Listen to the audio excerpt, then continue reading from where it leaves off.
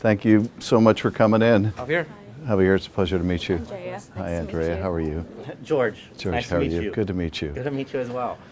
Thank you so much for having the courage to come and testify. Why don't we come on inside and sit down together? This week I met with 3 Californians who were all unlawfully detained by ICE. I'd like you to know their names and their stories. George Redes, Andrea Velez, and Javier Ramirez. Well, I'm so grateful that you're willing to speak out and that you have the courage to do so. You're speaking for obviously a lot of other people that are going through similar hellish experiences. Part of what they hope to do is to intimidate people, to cause fear to go through our communities.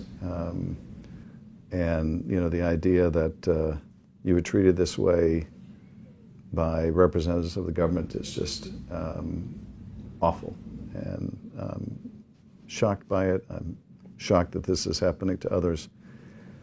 So thank you for speaking out. I'm sorry for what you've gone through. It's really just Thank you for horrible, listening and horrible. wanting to listen and share my story. It means a lot to share our story. And so sure. it means a lot. So thank you.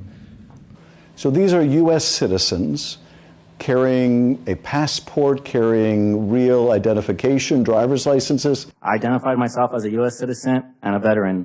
I plead with them. I'm a U.S. citizen. I was born here. They ignored me as I repeated it again and again that I am a U.S. citizen. And yet they were literally taken down by ICE. Agents smashed my window, sprayed tear gas and pepper spray into my car, dragged me out. Forced to the ground. But he grabbed me and slammed me onto the sidewalk. They were painfully detained. They were held incommunicado, that is, they couldn't speak to their family or counsel. And after that, I was taken to a detention center and held for 3 days without charges. No phone call, no lawyer, no medical care, even though my skin burned from the chemicals. They weren't given explanation or justification. I asked repeatedly, what was I being arrested for? Only to hear the haunting response, we don't know. We're trying to figure it out. Andrea Velez had even trouble getting food or water, having to borrow a cup of water from one of the others who were being detained at the same time. While detained at the Metropolitan Detention Center, I was unable to access drinking water without first purchasing a cup. I was thirsty. Later, another detainee leaving that day donated a cup and a spork, allowing me to eat dinner. These are stories that we're hearing from all over the country, stories that are possible both because of the abuses of the administration and because the Supreme Court of the United States has decided to let these harms continue until the legal challenges work their way all the way through the courts. It just horrifies me.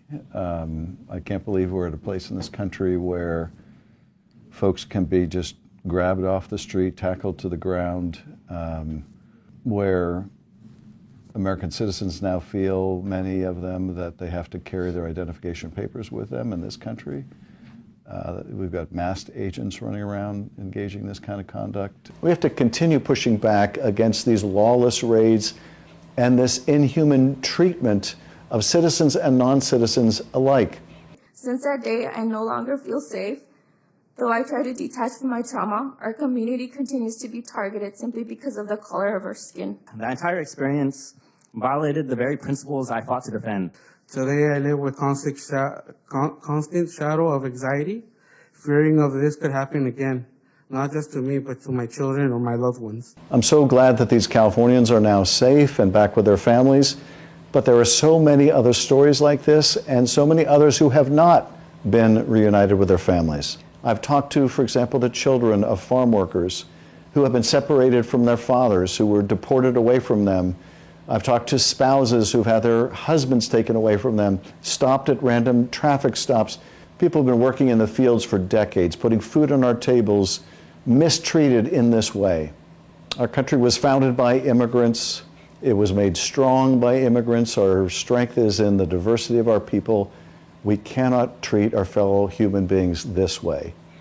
Here is what these brave Californians who were willing to come to Washington to testify, to put a human face on this national tragedy, had to say. Here's their call to action in committee. And if this is how U.S. citizens are treated, imagine the cruelty inflicted on those without.